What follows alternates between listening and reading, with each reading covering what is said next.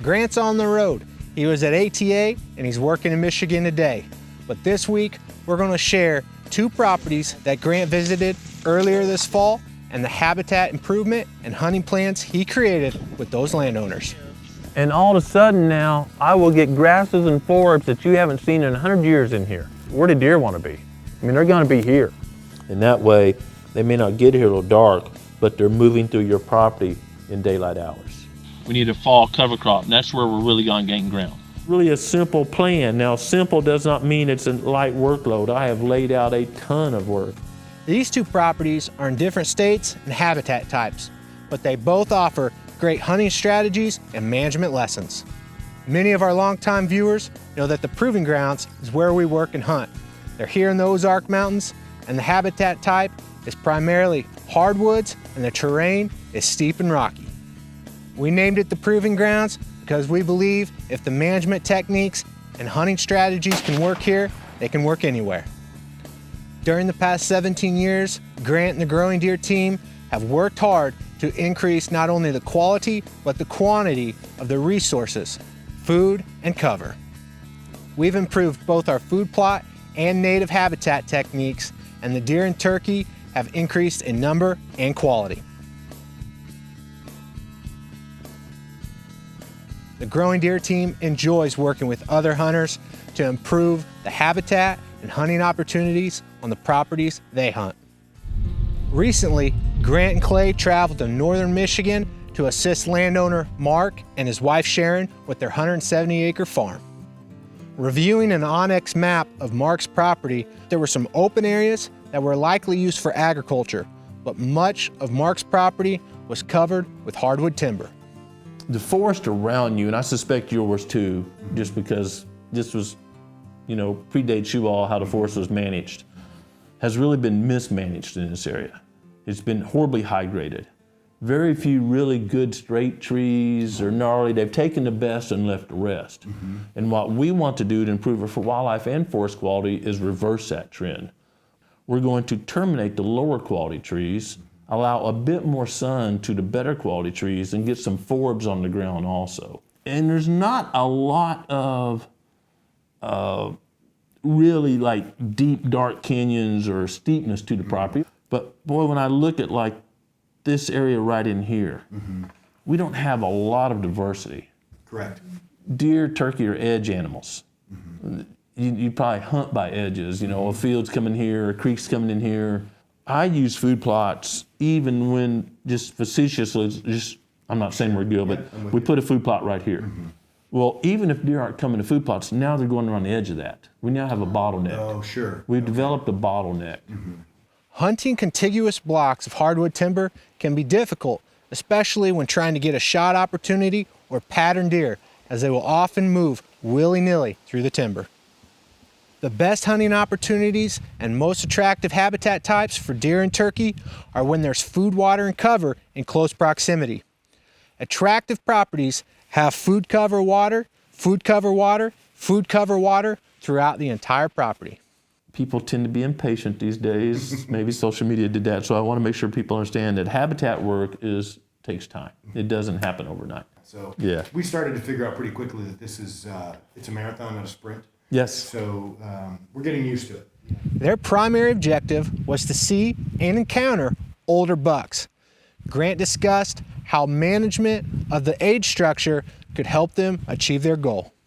Let's think about this. If you say, hey, Grant, boy, my goal is a 3-year-old buck. Well, that's really a 4-year-old animal, okay? It's a button buck the first year. Right. Or you might call it a nubbin buck or fawn or something like that.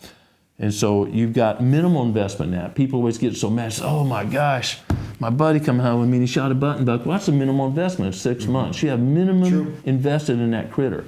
Now, a 1.5-year-old buck, you have 18 months invested. Well, I shot a spike, I thought it was a doe, it was close to dark. That's an 18-month investment.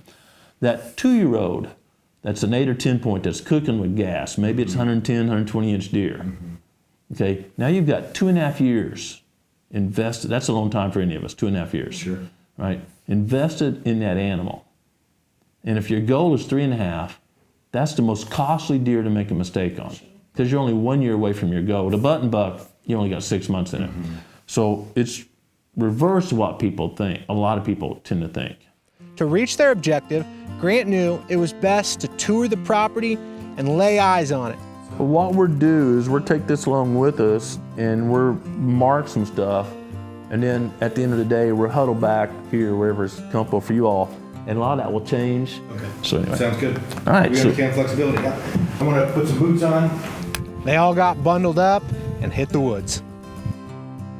Growing Deer is brought to you by Bass Pro Shops and Cabela's. Also by Reconics, Eagle Seed, Winchester, Lacrosse Footwear, Morel Targets, Bog, Hooks Custom Calls, Montana Decoy, Summit Tree Stands, Drake Non-Typical Clothing, RTP Outdoors, Yamaha, Fourth Arrow, Onyx Hunt, Scent Crusher, Scorpion Venom Archery, Bloodsport Arrows, Code Blue, Decode, G5 Broadheads, Prime Bows, and Redneck Hunting Blinds. There were a lot of stems growing in this stand of timber, and that meant that during the growing season, when those trees had a full canopy with leaves on, no sunlight was reaching the ground, and it was obvious there was no quality food or cover for deer at ground level. All these saplings that are grown here, every single one's been browsed on. I want you to notice, every single one. Deer, of course, have bottom incisors but no top incisors, so they tear off. Deer tear. When I look at the end of every one of these, you can see it's a little white. That's deer browse. They're tearing that off there. When I see 100%, I mean, look, you can't, I challenge you, look at this. Every single one we see, 100%. This is low quality deer food, it's been browsed. 100% is consumed, you have more deer than you have food. We talked about that balance earlier. We've got to use those ag fields on the back. I mean, I can tell that for sure right now. Grant recommended that Mark use TSI, timber stand improvement, to terminate the low quality trees such as the striped maples and sassafras, and then leave the high quality trees like white oaks and a few quality red oaks. Grant shared how the hack and squirt method would be an easy way for Mark and Sharon to terminate these hardwoods and create higher quality habitat. I would just take a hatchet and just one side, about 6-inch trees, so one on each side, and about a milliliter of the right herbicide on either side there in both sides. And what will happen when you do this, see how these crowns aren't allowed to expand at all? They're rubbing, and which knocks bark off and lets insects and disease in, and they're competing for nutrients. And I want to preserve this big tree, and especially the big tree by the blind, so I have to take competition out. And what I'm going to tell you to do, this is going to drive you bonkers, but go ahead and do it anyway. Get you some backpack blowers and cut you don't have enough land, this isn't a big deal. Get you a 5 or 10 acres place and just blow you a line around, which is tough to do with this, but cut through there, whatever. And then you're going to have to run a fire through here every couple of years. Don't panic, it's really safe. We can teach you how to do it. And all of a sudden now, I will get grasses and forbs that you haven't seen in 100 years in here, literally. And now you've got habitat everywhere. Right. It will revert to saplings if you don't use fire. So do not do this if you're unwilling to use fire, because you have a sapling jungle. And how often do you do fire? Every 2 years, every 3 years. Okay. Having native grasses and forbs growing on the ground, well, that provides great native browse and cover for deer and other critters. This is pretty much their property line. I was sharing with them that, you know, there's no difference here, right? There's no attraction. Deer willy-nilly anywhere. There's no pattern. But imagine if this is grasses and forbs and better tasting acorns, and this is unmanaged hardwoods. Where do deer want to be? I mean, they're going to be here. There's no comparison. So here's again, we're talking about high grading. This was obviously a great tree. They took the best and left the rest. There's another stump. I've been seeing stumps all through here. So we just have to reverse that practice. Mark had planted several areas with small grains, and this forage had been browsed very low to the ground. Deer still had several months to get through winter to try to find food before the growing season began. So the pointy stems are where deer have not consumed, or they haven't consumed in months and it's growing back. And all the squared off stems are where deer have consumed. And here we are in December, we've got, you know, January, February, March, and probably April to go through. Knowing deer were hungry, a big part of Mark and Sharon's plan was adding more quality food to their property. Well, we're going to be on an all soybean program in the summer. Right. All your fields, so we can get ahead of the deer. Okay. And then we'll have a good blend, so we'll have, and then you have grain and greens in the same field. Okay. We're probably going to want to expand this field on out in some of these higher ground areas here. Because, I mean, I need to see standing food year round, not deer hungry. Right. Once they finished the tour, they returned to the house, pulled up the onX map, and Grant began laying out the habitat work for Mark and Sharon.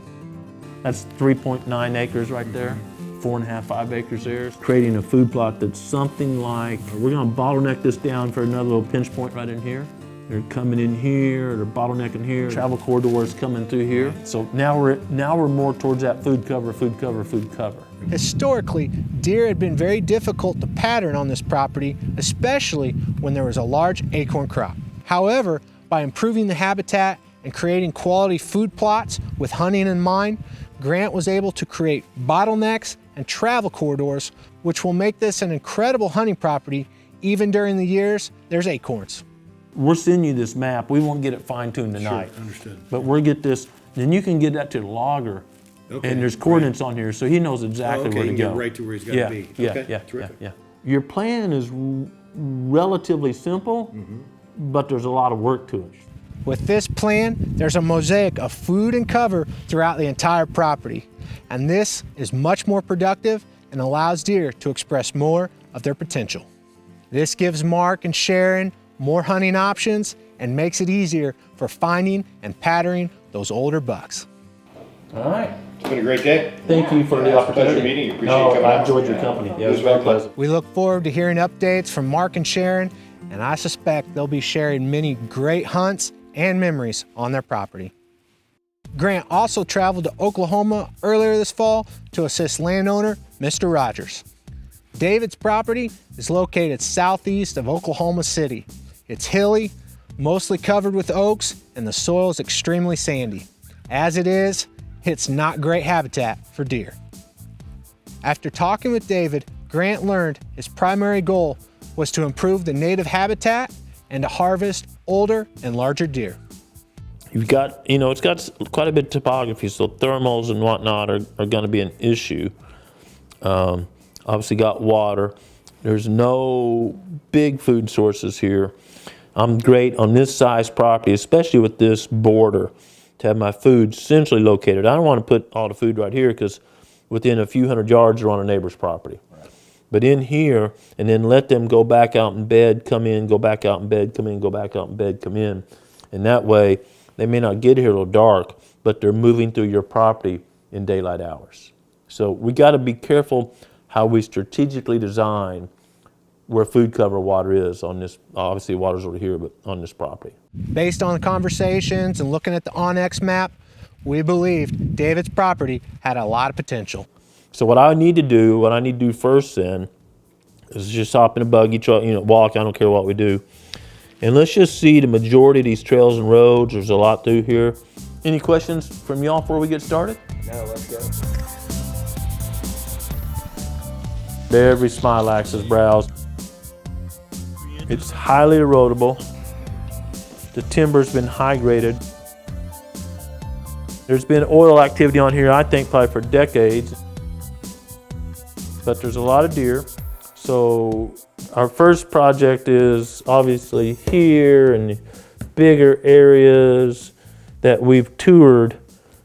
We want to get 4-H growing. There's clearly more deer than food now looking at the native browse. Clearly, unequivocally, no argument. So my first priority is food plots. Quality food was limited on this property, and Grant saw many smilax or catbriers that had been severely browsed. There were several pre-established openings throughout the property, and Grant recommended that these areas be planted with forage soybeans during the summer and the fall buffalo blend during the cool season. This needs organic matter. There's almost no organic matter in this sandy soil.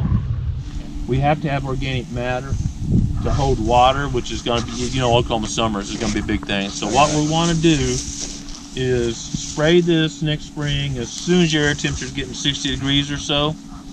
We want to spray this and then burn it and then drill Roundup Ready beans in here. There's a huge weed seed base here. And for the first few years, we're gonna have to control weeds. Then we'll be able to switch to a different system, but it's critical that we drill in pretty early in the fall. We need a fall cover crop, and that's where we're really gonna gain ground. Areas that are already cleared are much easier to convert into food plots than to bring in equipment and clear out an area in the timber. The soil on the property is very sandy and easily erodes, so it was best that Mr. Rogers either use a broadcast spreader or a no-till drill to plant seed. I'm down probably 2.5, 3 inches right now. I'm still sugar sand. Got him sunk the tractor. No, there's clay back there. Grant shared that by using the buffalo system, Mr. Rogers could keep the soil covered, provide quality forage for wildlife throughout the entire year, and over time, his soil would improve. And so we're going to take these areas. Some of them are pretty sandy, and I want you to literally take a shovel out, and if you just sink it, boom, and a foot deep, it's nothing but sugar sand. We just need to let that be native vegetation. 2, 3 inches, 4 inches at the most deep of sand, we'll work with it. We will improve it over time. My second priority would be timber stand improvement. When we look at pretty large areas here, there's no sun hitting the forest floor, and we drove by this. We've been riding this for hours. No quality browse, no quality forage. I'm not seeing any partridge pea or any really good native legumes or anything like that. They would grow here, and I'm sure the seed bank is still here, but they have sun and fire, probably some fire, but certainly sun to get going. In the areas that were open and sunlight was allowed to reach the ground, there were many grasses and forbs, and this indicated there was a large seed bank in the soil of native species. If the timber was allowed to be opened up and that sunlight hit the ground, there would be great habitat on Mr. Rogers' property.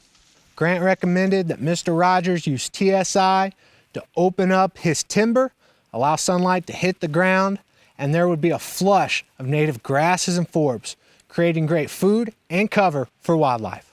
Once the canopy had opened up and there was native grasses and forbs underneath, Grant recommended that prescribed fire be used to manage this habitat. This would be amazing. If this needs a fire really bad. This habitat, of course, has adapted to fire through X hundred years. Fortunately, your property has, and I think again from past oil work, just an amazing network of roads. Some have grown over, some are still awesome. Grant believed the best burn plan was to simply take a blower, blow the roads, and start lighting on the high elevation areas and let that fire creep down the hill and to the road. This would allow David to burn effectively and safely small units of his property at a time.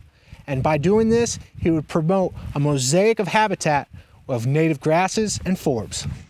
The oaks that are left standing after the TSI is complete, well, they're going to have less competition. They're going to receive more water, nutrients, and sunlight. They're going to produce more and better tasting acorns. These can make for great hunting locations. Hunters can easily identify the oaks that deer will be feeding near. Burning Road, as an easy example, you got this great one right here. It's not that many acres, but it's an easy burn. So there's one right in the center of your property you can start with. And then if we just look like, go here. Go here when you get a little bit more skilled, or cut this one down, you got this road right here. There's a nice little triangle, you can burn real easy. You got burn after burn after burn unit with a few hours of tractor time on the road, you're ready to burn. The neighborhood around David's property is also low quality habitat. As David works to improve his habitat, it will become much more attractive for deer and turkey in that area. That's kind of my priority, and it's really a simple plan. Now, simple does not mean it's a light workload. I have laid out a ton of work, a pile of work. You may recall that several weeks ago, we shared a buck that had a broadhead in its spine. Well, this buck was harvested by Mr. Rogers' father on the property. We suspect there's going to be many more great bucks taken at Mr. Rogers' Oklahoma farm. Even though these two properties had different habitats, we were able to identify resources that could be improved to offer wildlife better habitat than the surrounding properties. Not only did we create better habitat, but we created better hunting opportunities. There's now bottlenecks, travel corridors, and food cover patterns throughout the landscape. These two properties will hunt much better in future years. The Growing Deer team is going to be traveling to other properties throughout this spring, and we'll be sharing updates on our social media pages.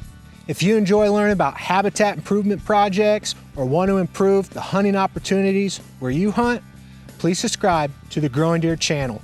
And also, if you enjoy this content, give us a thumbs up. Whether you're improving habitat, looking for sheds, or just taking a walk, I hope you slow down this week and enjoy creation. But more importantly, I hope you slow down and listen to what the Creator's saying to you and the purpose that He has for your life. Thanks for watching Growing Deer.